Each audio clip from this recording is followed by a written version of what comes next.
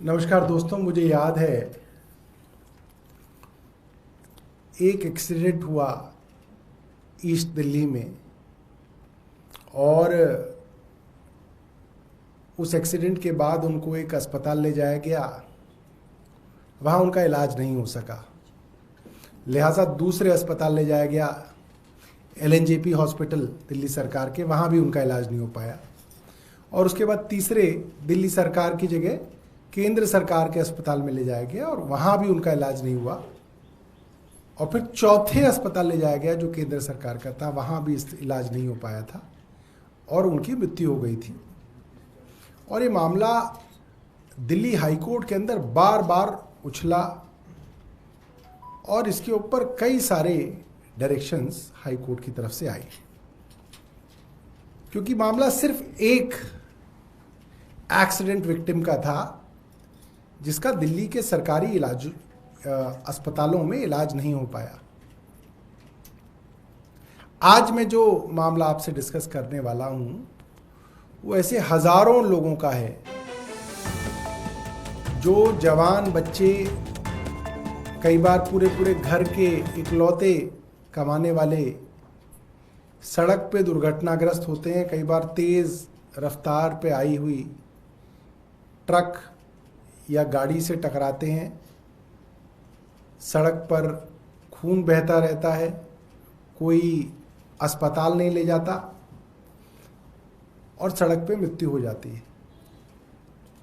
इस तरीके के लोगों के लिए दिल्ली सरकार ने 2017 में एक स्कीम लाई जिसका नाम था फरिश्ते योजना। फरिश्ते योजना का मतलब ये था कि अगर दिल्ली की सड़कों पे किसी का भी एक्सीडेंट हो, चाहे वो दिल्ली का रहने वाला हो या बाहर का हो, मगर दिल्ली की सड़क पे अगर कोई हादसा हो जाता है तो आप उसको जल्द से जल्द किसी भी प्राइवेट अस्पताल में ले जा सकते हैं।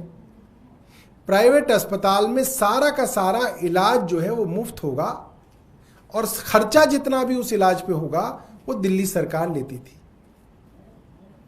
और चाहे वो इलाज 5 लाख रुपए का हो, चाहे वो 50 लाख का हो, सारा खर्चा दिल्ली सरकार ने 2017 से अब तक दिया। 2017 में जब ये स्कीम आई, मुझे याद है 2022 के अंदर सरकार ने बाकायदा बताया कि 10,000 से ज्यादा लोगों का फायदा इस स्कीम से हुआ। 10,000 से ज्यादा लोगों की जान इस स्कीम की वजह से बची। कोई इस तरीके की मानवीय स्कीम को कैसे बंद कर सकता है? हम लोग कल्पना भी नहीं कर सकते कि कोई सरकार इस तरीके की स्कीम को भी बंद कर सकती है, मगर इस बार दिल्ली के बजट में इस स्कीम को बंद कर दिया गया है। अब अगर दिल्ली की सड़क पे कोई हादसा होगा तो प्राइवेट अस्पताल में उनका इलाज मुफ्त नहीं होगा। आप मान सकते हैं कि हजारों लोगों की मृत्यु अब इस कारण हुआ करेगी। 2023 के अंत में हमने ये कहा था, एज अ हेल्थ मिनिस्टर मैंने ये प्रेस कॉन्फ्रेंस करके कहा था कि भारतीय जनता पार्टी और उनके लगाए हुए LG के इशारे पे अफसरों ने फरिश्ते स्कीम को बंद करने का षड्यंत्र किया। अखबारों में भी छपा। मैंने चिट्ठी लिखी LG साहब को और वो चिट्ठी LG साहब को उस वक्त के मुख्यमंत्री अरविंद केजरीवाल जी ने भी लिखी कि आपके अधीन आने वाले अफसर जानबूझ के फरिश्ते योजना जैसी मानवीय योजना को बंद और ठप करने की कोशिश कर रहे हैं। और LG साहब ने कहा नहीं, ये झूठ बोल रहे हैं, पैसे नहीं दिए गए स्कीम के। मैं एज हेल्थ मिनिस्टर देश की सबसे बड़ी अदालत में एज अ पिटिशनर गया। सुप्रीम कोर्ट की बेंच जस्टिस गवई और जस्टिस KV विश्वनाथ की बेंच ने इस मामले को सुना। दिल्ली के उपराज्यपाल विनय सक्सेना को नोटिस किया और उस नोटिस के दबाव में अफसरों ने फरिश्ते योजना की पैसे जो थे, जो फंड्स थे, वो रिलीज किए और फरिश्ते योजना फिर से शुरू हुई। उस वक्त एलजी बड़ा तिलमिलाए थे। उन्होंने कहा कि भारतीय जनता पार्टी स्कीम को क्यों बंद करना चाहेगी, ये झूठा आरोप है। आज ये बात साबित हो गई कि भारतीय जनता पार्टी इस स्कीम को हमेशा से बंद करना चाहती थी।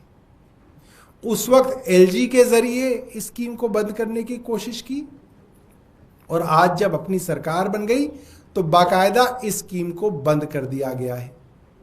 मैं नहीं समझता कि इससे घटिया और इससे क्रूर कोई सरकार कर सकती है। एक हादसा हो जाता था, मुझे याद है अंग्रेजी अखबारों के अंदर आधे पेज की खबर छपती थी कि एक एक्सीडेंट के अंदर कोई मारा गया, उसको सही समय पे इलाज नहीं मिला, एक आदमी के लिए। ये खबर मैं देखना चाहूंगा कि अंग्रेजी अखबारों में खास तौर पे कितनी बड़ी छपती है, क्योंकि ये बहुत बड़ी बात है कि फरिश्ते योजना को बंद कर दिया गया है। मैं एक दो वीडियोस आपको दिखा के आपको एहसास दिलाना चाहता हूं, उन श्रोताओं को, उन दर्शकों को जो इस प्रेस कॉन्फ्रेंस को देख रहे होंगे, कि किस तरीके से लोगों के परिवारों के अंदर हमने जान बचाई है। ये वाली भी बंद कर दो, ये वाली। मेरा नाम इमैनुअल जेम्स है, मैं मंगलपुरी एरिया में रहता हूँ। मेरी वाइफ का फोन आता है कि बेटी का एक्सीडेंट हुआ है। जैसे हॉस्पिटल पहुंचा तो मेरी बेटी स्टेशन पे मेरी बेटी को लिटा रखा था। इसके सर में एक्सीडेंट के बाद क्लॉट्स हो गए थे, फ्रैक्चर थे। पहली बार देखा तो ऐसा था जैसे वो है ही नहीं, खत्म हो गई है। 15 नवंबर से 1 दिसंबर तक मेरी बेटी हॉस्पिटल में एडमिट थी।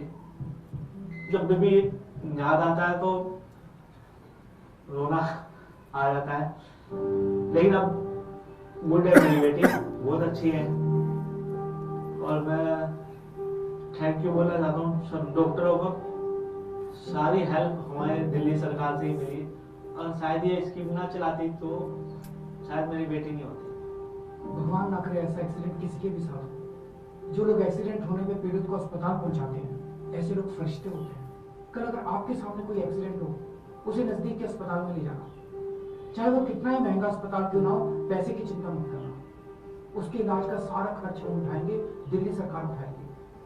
हमें हर कीमत पे हर जान बचानी है और आपसे कोई पूछताछ नहीं की जाएगी। आप भी किसी के लिए फरिश्ता बनना।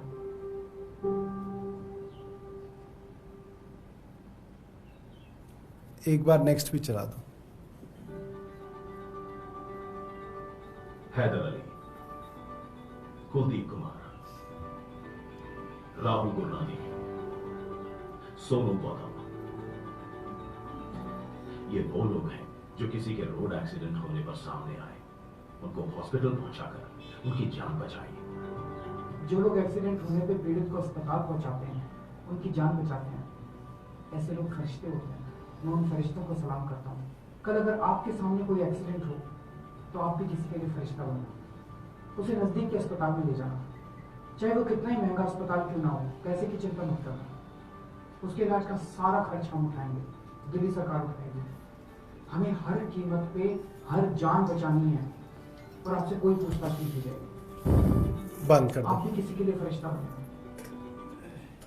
तो दोस्तों, आप इस बात से वाकिफ हैं, मैं मानता हूँ काफ़ी लोग हम में से ऐसे हैं जो खास तौर पे टू व्हीलर से सफ़र करते हैं, और अक्सर हमने देखा कि टू व्हीलर के एक्सीडेंट केस में एक टू व्हीलर चलाने वाला सड़क पे पड़ा होता है, लोग गाड़ी धीरे करके देखते तो हैं मगर कोई उसको अस्पताल नहीं ले जाता, बस देखते हैं कि अच्छा कौन किसका एक्सीडेंट हुआ। क्यों नहीं करते? क्योंकि ऐसा लगता है कि भाई कौन इसको अस्पताल ले जाए, हम क्यों ले जाएं। और अस्पताल में अगर आप ले भी जाओगे तो प्राइवेट अस्पताल वाला आपसे पैसे मांगेगा, फीस मांगेगा, वो आपके पास होगी नहीं, आप क्यों जमा कराओगे किसी की फीस।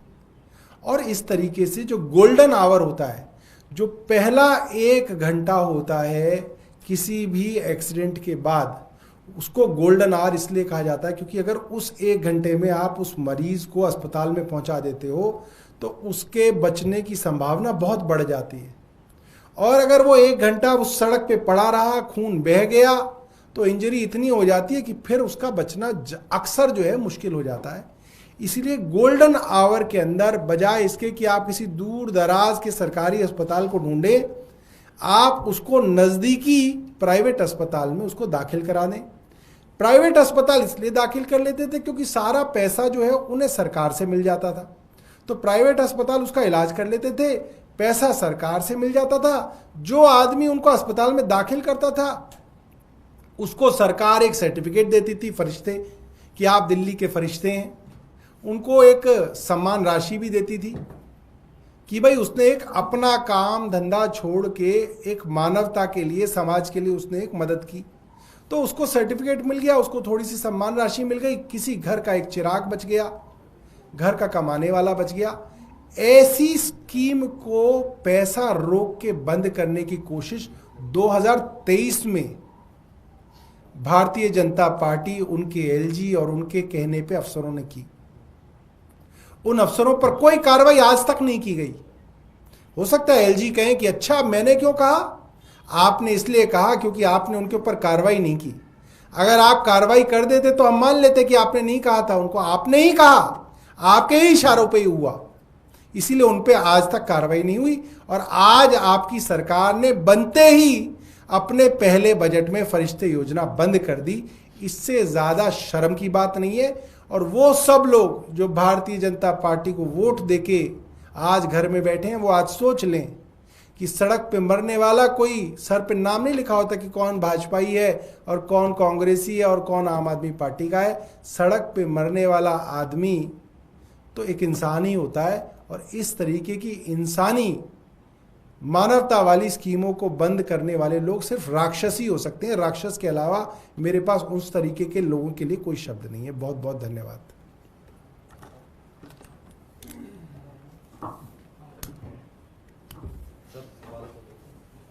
इतनी देर में सोचा तुमने सवाल। थोड़ा सा हटके है इसकी